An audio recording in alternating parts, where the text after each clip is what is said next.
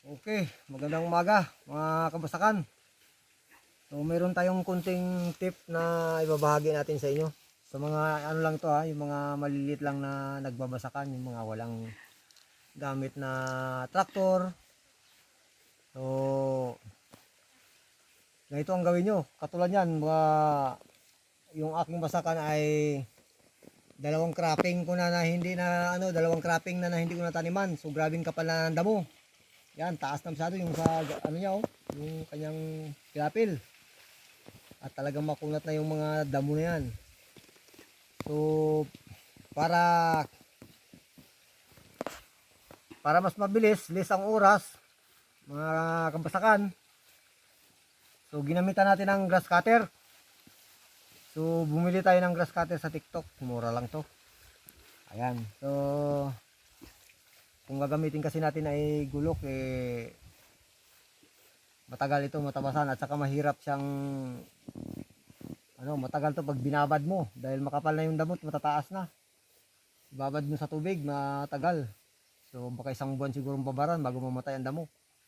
Para mas mabilis, hindi ka mahirapan mag-araro, magamit ng pagong-pagong, pabao.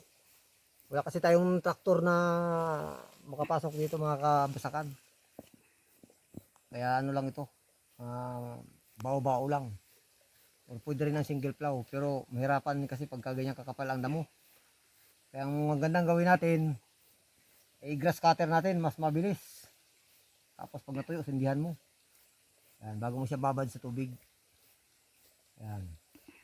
Doon tayo mga kabasakan. So pakita natin kung paano ang mas list ka ng oras dito sa at pagod sa paggamit mo ng grass cutter. Okay, ito tayo mga kabasakan. Oh. Ayan kabasakan. So mataas na yung mga damo. No?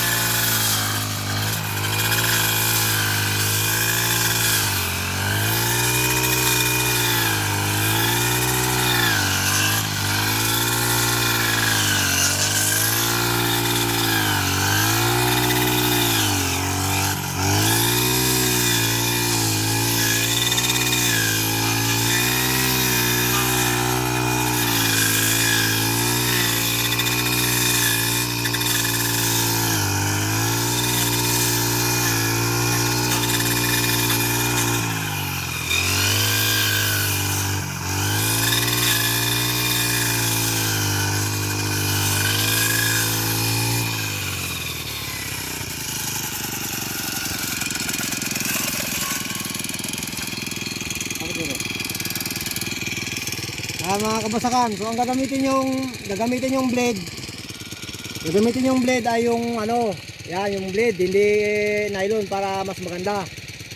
Oh, tingnan niyo, mo diyan Pakita natin yung mamaya pag grass cutter para sagad-sagad yung pag grass cutter, pag gulok kasi hindi masasagad, pero grass cutter masasagad yan.